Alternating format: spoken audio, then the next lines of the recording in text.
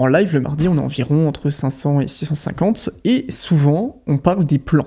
Quel est votre plan d'entrée, de sortie, comment vous appréhendez vos rentrées, etc. Pourtant, je pense que les gens qui sont sur un live crypto le mardi à 18h, ils font partie des 10% des gens les plus au fait du marché. Il y a un peu moins de débutants, vous voyez ce que je veux dire. Et le truc, c'est que même sur ces lives, quand je demande genre, bon les gars, c'est quoi votre plan de sortie pour ce cycle ? Est-ce que vous en avez ? Il y en a tellement qui viennent dans le chat, genre, un peu afficher une certaine fierté à ne pas avoir de plan. Genre, ils vont dire tout à l'intuition, ou non, je le ferai au feeling. Mais les mecs, si je posais la même question sur les altcoins, genre, qu'est-ce que vous achetez ? C'est quoi votre méthode de recherche, etc. Personne va venir me répondre, genre, moi je sélectionne au pif, je m'en fous complètement, je fais au hasard, et être fier de ça. Et du coup, pourquoi est-ce que vous faites genre le truc, littéralement, le plus important de l'investissement, à savoir le moment où tu rentres et le moment où tu sors sur le marché, au pif ? Ça a aucun sens, pitié les gens qui font ça, je vous adore vraiment, mais ça faut arrêter.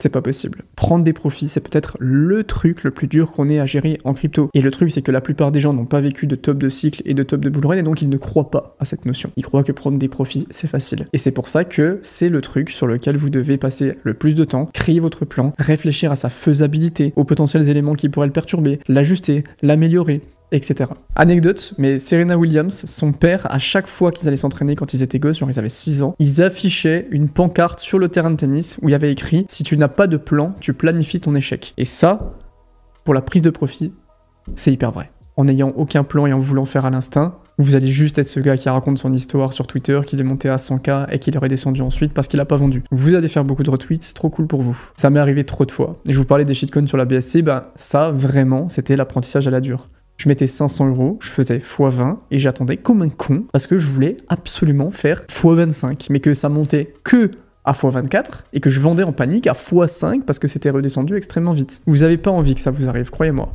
Dernier point sur le plan. Je vois trop de gens qui ont des plans qui sont beaucoup trop dépendants des chiffres ronds. Je vends quand Bitcoin monte à 100K, quand Solana monte à 500, quand Ether monte à 10K. Faites très attention avec cette stratégie. Déjà parce que si je suis le raisonnement, Bitcoin monte à 98 000, vous vendez rien.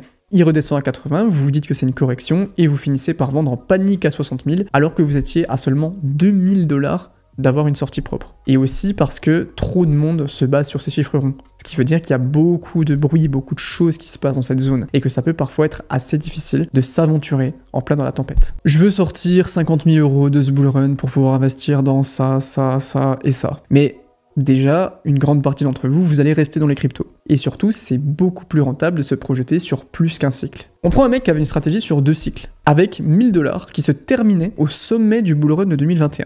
Ok ? Imaginons que le mec se soit fait la classique, il a dit je vends tout à 50 000. Ça veut dire qu'il aurait acheté Bitcoin au bear market de 2016 à un prix, tenez-vous bien, moyen de 400 $, je sais, ça fait mal, ce qui était objectivement pas dur à aller chercher si on regarde la charte de cette époque, il y avait plein d'opportunités. Ensuite, au bull run de 2017, il a vendu quand ça a touché les 10 000 $. Il est comme la plupart des gens, il aime bien les chiffres ronds, sachant que la TH est de 19 000 $, c'était aussi largement accessible. Il a fait un joli x25, il a sorti 25 000 $, bravo, super perf. Mais je vous rappelle qu'il y a une stratégie sur 2 cycles.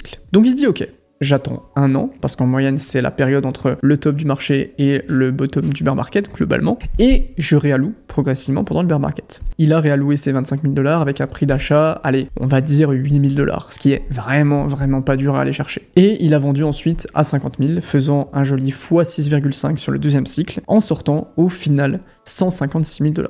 Donc au total, sur sa stratégie qui se basait sur 2 cycles, donc environ 5-6 ans, il a vraiment pas fait grand chose. 1000 $, que du Bitcoin, des sorties vraiment loin de l'ATH et des rentrées assez régulières, et il a fait x 156. Est-ce que vous voyez la puissance de la stratégie sur 2 cycles ? Très peu de gens le feront, parce que c'est beaucoup moins sexy, mais les rendements possibles sont tellement énormes si on a une stratégie bien propre, une réallocation en bear market correcte, et une sortie sans être trop gourmand. Mais la différence entre la facilité de faire son x 156, qui évidemment sera plus faible si on commence à ce cycle-là, en 2 cycles, par rapport à un cycle, c'est vraiment très impressionnant. Rallongez votre échelle de temps. Spoiler, dans 6 ans, vous serez toujours là.